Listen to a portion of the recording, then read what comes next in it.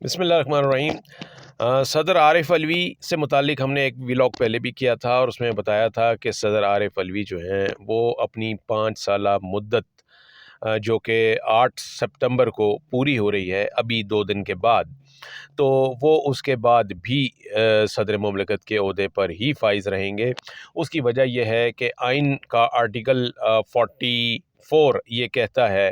کہ جب تک نئے صدر کا انتخاب نہیں ہو جاتا اس وقت تک موجود صدر جو ہوتے ہیں وہ اپنی مدت چاہے ان کی ختم بھی ہو جائے پھر بھی وہی کنٹینیو کریں گے، اور اس وقت تک کنٹینیو کریں گے جب تک نیا صدر جو ہے وہ اپنے عہدے کا حلف نہیں اٹھا لیتا۔ تو نئے صدر کا جو الیکٹورل کالج ہے، یعنی اس کا جو الیکشن ہونا ہوتا ہے، وہ اسمبلیاں کرتی ہیں، قومی اسمبلی اور 4 صوبائی اسمبلیاں۔ تو وہ الیکٹورل کالج جو ہے وہ اس وقت دستیاب نہیں ہے، اسمبلیاں ڈیزالو ہیں۔ تو اسمبلیاں کب آئیں گی؟ یہ جب نئے الیکشن ہوں گے۔ جب نئے الیکشن کب ہوں گے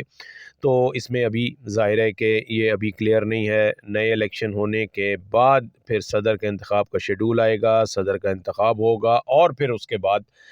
نیا صدر جو ہے وہ اپنے عہدے پر۔ تو یہ اس سارے پیریڈ میں صدر عارف علوی جو ہیں، ہم نے پہلے بھی بتا دیا تھا کہ یہ صدر کے عہدے پر ہی رہیں گے۔ گزشتہ دنوں یہ ہوا تھا، تقریباً کوئی دو ہفتے پہلے یہ ہوا تھا کہ صدر نے ایک ٹویٹ کیا تھا جس میں انہوں نے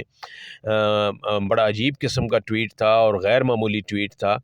جو کہ عموماً کسی ایسے عہدیدار کی جانب سے نہیں آتا اور تاریخ میں ایسا نہیں ہوا تھا۔ انہوں نے یہ کہا تھا کہ ایک نیا قانون ہے جو کہ جو آفیشیل سیکرٹ ایکٹ سے متعلق تھا، اس میں امینڈمنٹ سے متعلق تھا، وہ نیا قانون جو ہے وہ انہوں نے مسترد کر دیا تھا۔ صدر کا یہ کہنا تھا، اس ٹویٹ میں انہوں نے مسترد کر دیا تھا، کہا تھا کہ اس کو واپس بھجوا دیں، لیکن انہیں بتایا نہیں گیا اور وہ قانون جو ہے وہ منظور ہو گیا۔ یعنی ایک مقررہ مدت ہوتی ہے، اس مدت کے اندر اگر آپ اس کو قانون کو واپس نہ کریں، واپس نہ بھیجیں پارلیمنٹ کو، تو ایسی صورت میں وہ قانون جو ہے منظور تصور ہوتا ہے۔ صدر کے کیس میں یہی ہوا کہ وہ قانون جو ہے وہ واپس نہیں بھیجا گیا، باوجود اس کے کہ صدر نے ان کا یہ کہنا ہے کہ انہوں نے ہدایات کی تھیں متعدد بار کہ اس کو واپس بھیج دیا جائے، لیکن نہیں واپس بھیجا گیا۔ اور پھر اس کے اوپر کافی لے دے ہوئی تھی۔ اس پر یہ کہا گیا تھا کہ صدر نے جان بوجھ کر ایسا کیا، یا یہ کہ وہ دونوں طرف سے دونوں فریقوں کو خوش رکھنا چاہتے تھے، یعنی جو قانون بنوانا چاہتے تھے وہ ان کی بھی ناراضگی مول نہیں لینا چاہتے تھے اور وہ اپنی پارٹی کی بھی ناراضگی مول نہیں لینا چاہتے تھے۔ اس وجہ سے انہوں نے ایسا کام کیا کہ سانپ بھی مر جائے اور لاٹھی بھی نہ ٹوٹے۔ تو خیر یہ معاملہ ختم ہو گیا۔ اس ٹویٹ کا ذکر میں نے اس لیے کیا کہ اس ٹویٹ کے بعد یہ کہا جا رہا تھا، بلکہ ایسی وائبز آ رہی تھیں اور بلکہ ایسی کیمپین بھی ایک سٹارٹ ہوئی تھی جس کا مقصد یہ تھا کہ صدر عارف علوی پر دباؤ ڈالا جائے، دباؤ ڈال کر ان کو استعفے کے لیے مجبور کیا جائے، اور استعفیٰ سے مراد یہ ہوگی کہ وہ یا تو فوری طور پہ استعفیٰ دے دیں یا پھر 8 ستمبر کو جب وہ ان کی اپنی مدت پوری ہو جائے تو وہ مدت پوری کر کے گھر چلے جائیں اور ان کی جگہ نیا صدر، قائم مقام صدر جو ہے وہ آ جائے۔ اور وہ کون ہوں گے؟ وہ قانون کے اور آئین کے مطابق وہ چیئرمین سینٹ کا استحقاق ہوتا ہے کہ وہ قائم مقام صدر کے عہدے پر فائز ہوتے ہیں۔ تو صادق سنجرانی صاحب کا اس حوالے سے نام بھی لیا جا رہا تھا اور انہیں گرین سگنل بھی دے دیا گیا تھا۔ تو یہ تھا، اور اس حوالے سے جب یہ ٹویٹ کا سلسلہ شروع ہوا تھا تو اس کے بعد ایسی وائبز آئیں، مطلب وزارت قانون نے یہاں تک کہہ دیا کہ صدر نے یہ غلط بیانی کی ہے اور صدر ایسا نہیں کر سکتے تھے، اور وزارت قانون نے باقاعدہ اسی وقت، اسی دن جس دن ٹویٹ آیا ہے اسی دن ہی انہوں نے صدر کے خلاف ایک سٹیٹمنٹ جو ہے، بیان جو ہے وہ جاری کیا تھا آئین و قانون کے تناظر میں۔ تو اس حوالے سے یہ تھا کہ اور جو ہمارے مقتدر حلقے اور ذرائع تھے ان سب کا یہ کہنا تھا کہ اس کا مقصد جو ہے وہ یہی ہے کہ صدر عارف علوی سے استعفیٰ لیا جائے اور پھر صادق سنجرانی جو کہ چیئرمین سینٹ ہیں ان کو اس عہدے پر لایا جائے۔ یہ ظاہر ہے کانسٹیٹیوشنل اسکیم ہوتی، لیگل اسکیم ہوتی، لیکن اس کے لیے استعفیٰ ضروری تھا اور اس کے لیے صدر عارف علوی پر دباؤ بھی ضروری تھا جو کہ ڈالا گیا۔ لیکن اب اب یہ ہوا ہے کہ جو ریسنٹ ڈیولپمنٹ ہے وہ یہ ہے کہ صدر عارف علوی کے معاملات جو تھے وہ ٹھیک ہو رہے ہیں۔ انہوں نے بہت سی خفیہ ملاقاتیں کی ہیں جن میں کہ مختصر حلقے کے نمائندگان بھی شامل تھے، اور ان ملاقاتوں میں صدر عارف علوی نے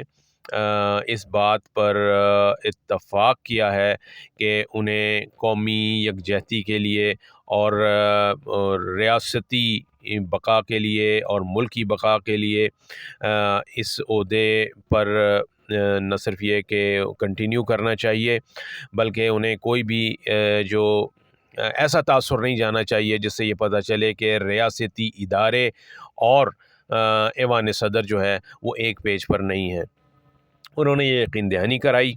اس کے بعد ان سے یقین دہانی لی گئی، اور اس کے بعد پھر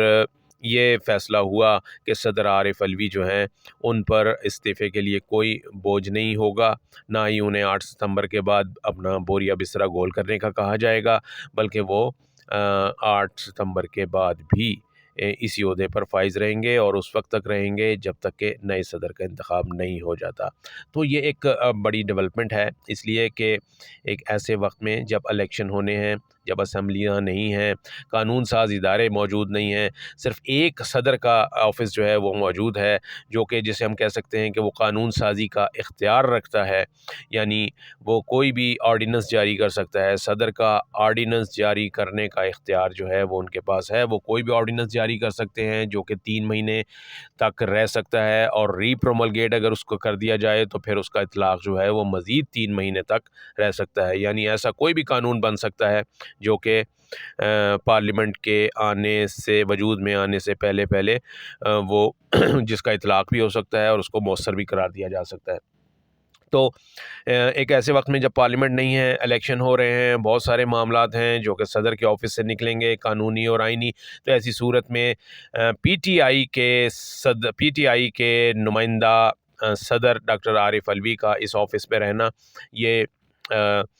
یہ بہت اہم بات ہے، کیونکہ آئندہ سے جتنے بھی معاملات ہوں گے الیکشن سے متعلق، قانون سازی سے متعلق، ریاستی امور سے متعلق، ملکی معاملات سے متعلق، وہ تمام امور جو ہیں وہ اس میں صدر مملکت کا کردار جو ہے وہ بہت اہم ہوگا۔